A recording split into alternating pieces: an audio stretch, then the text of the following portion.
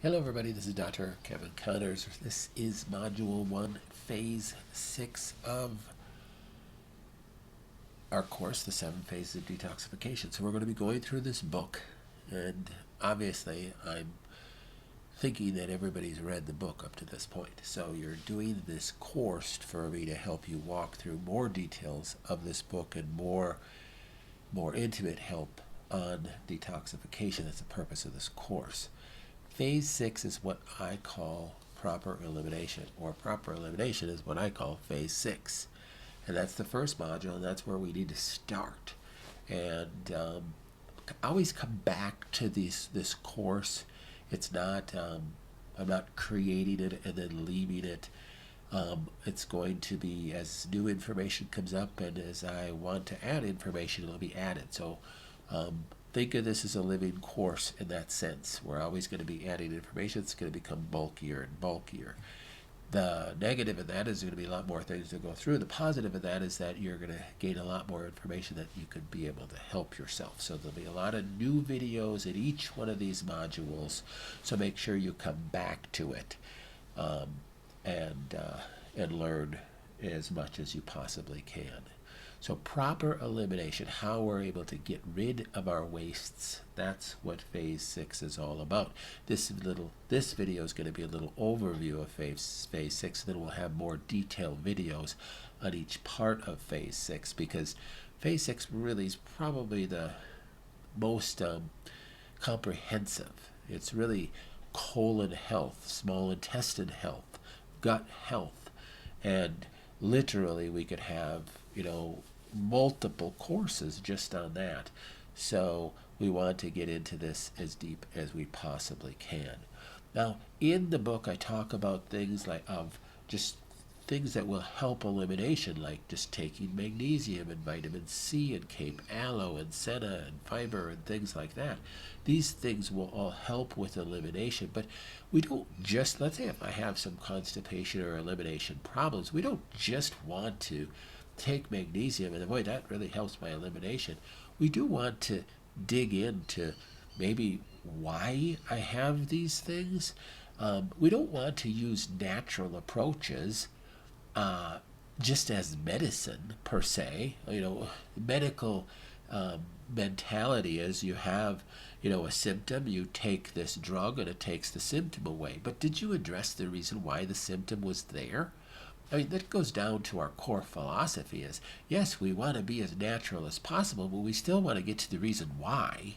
And we still want to fix the root causes of things. So, I personally take magnesium almost on a daily basis, Cape aloe multiple times a week, fiber on a daily basis. And when I was dealing, more extensively with my cancer, I was doing coffee enemas much more regularly. But you have to get to these root causes too. You have to still deal with the leaky gut issues. You have to deal with food sensitivities. You have to deal with anything that's causing inflammation in your gut. You have to deal with pesticides, herbicides. You have to deal with those things too. Those are root causes that can be causing problems. So we don't want to just use natural things just as a form of medication without dealing with those too. And that's what, we're just going to touch on with this video, but we're going to dig deeper on with further videos that I'll be adding along the way. So stay with me and stay coming back to this course. We're going to add a whole section on leaky gut, what that is, and treatment parameters of leaky gut, and digging into why you have leaky gut, because there's a lot of different causes. Probably the biggest cause of leaky gut is the consumption of foods that either you have sensitivities to or that are genetically modified, that are causing basically an antibiotic reaction in your gut, killing your flora, offsetting your flora, causing dysbiosis. You can have mold issues and sensitivities that throw off your gut flora from medications that you may be taking. There's just a wide variety of things that we want to get to. And one can say a leaky gut can be probably the most common cause of just about any disease. when we deal with cancer patients in our clinic, sometimes they're astounded, not so much anymore, but as years ago, they'd be astounded at why are we dealing with the gut? I have breast cancer, or I have prostate cancer. Goodness sakes, and really everything, that's how most things enter your body, either through your lungs that you breathe in toxins, or through your gut that you're consuming toxins. That's the most common way you're getting toxins in your body. And it affects everything. You know, one of the standard philosophical understandings of natural medicine is that you can't separate the systems like the medical profession does. Everything is combined, and one thing causes, you know, a cascade of problems along the way. Any kind of inflammation in the gut is going to cause inflammation in the brain, and we could have a whole series on that as well, and we'll talk more about that, and I'll give you some videos to help you understand that as well and to be able to deal with that as well.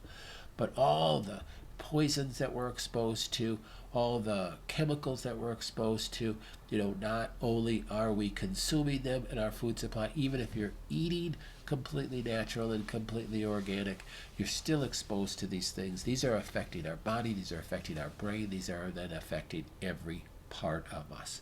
So we need to understand the barriers that we have, the blood-brain barrier, the gut barrier, our skin barrier, and our lung barrier in order to best be able to protect ourselves. So when we talk about the gut, that gut barrier is a layer of epithelial tissue that is protecting everything from that's on the outside from getting in. Really, when we consume something and we eat something and we swallow it, it goes into our stomach and goes into our small intestine. It's still on the outside.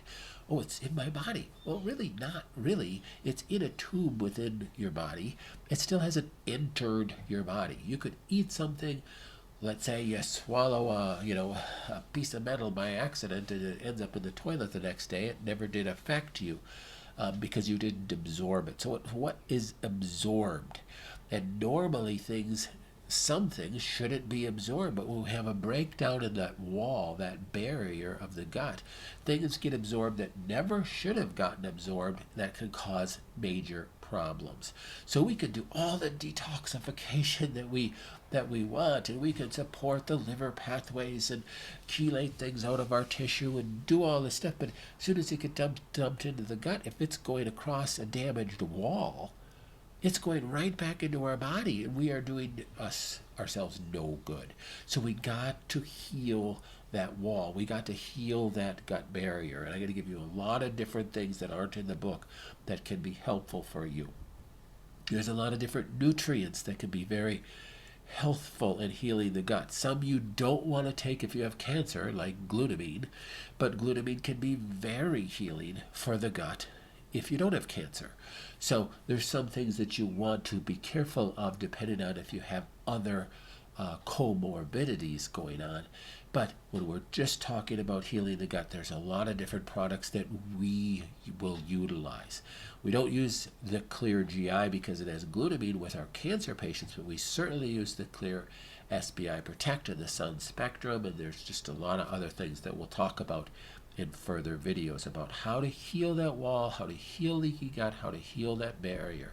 And then we've had some people that are really, really sick that have to get more drastic, and then you talk about, you know, supporting the gut by doing fecal transplants. And we won't get into details on that because that's a very small percentage of the people that need to do that, but that can help rebuild your gut. Also in this section, we're going to talk about some unpleasantries that some people don't like to talk about, and coffee enemas. Now, we talk about coffee enemas with our cancer patients literally on a daily basis. So we have no trouble talking about what comes out of our rectum with our cancer patients. But when you're not dealing with such a serious disease, many people don't want to think that they're going to do something like this. Now, I have a whole section you'll see on this, in this module on coffee enemas, and it's, to us, it's very important, not just for, really, we don't do coffee enemas to help you eliminate. We do coffee enemas to help stimulate parasympathetic tone. Parasympathetic nervous system is the nervous system that controls your immune function. It controls your digestive and absorption function. It stimulates liver detoxification pathways. So all of your detoxification is under parasympathetic neurological control. This is the neurological part of this. So many times when we talk about detoxification, people are talking about, well, take this and take this product and eat these foods. Well, that's all the chemistry of it, but we can't forget the neurology of it as well. So understanding parasympathetic tone, stimulating your parasympathetics is very important, because a lot of times a big part of what makes a person sick is that imbalance in the nervous system, their sympathetic dominance. You have these two sides to this autonomic nervous system, parasympathetic and sympathetic, and you can watch the other video on that to get more details of that. But your sympathetic is your fight or flight and your stress and your anxiety. How many people are dealing with that, burning the candle at both ends? Well, we need to stimulate parasympathetics. Coffee enemas are just one way to do that, and we get into details on this. So in this module, you want to watch the videos. You want to come back to this module, because we'll be adding videos all the time and adding information all the time. You want to do that with every module. You want to read the information, if I spelled that wrong, provided. You want to reference the book. You want to follow the blogs, and come back and look at the information that we're going to be adding on a regular basis too. I really want this to be a blessing to you. I want this to be a self-help to you, that you, maybe not that you won't still use a local practitioner, but maybe you can take some of this information to the local practitioner, that maybe it's a piece that they don't have, that you can be able to take care of yourself. And ultimately, I just think in the future, the more knowledge that you have on how to care for yourself, that you can dictate your own health care, I think you're going to be in better shape. That's the whole purpose of doing all of our courses. So we want you to be blessed by it. Know that we'll be praying for you, and keep up the good work.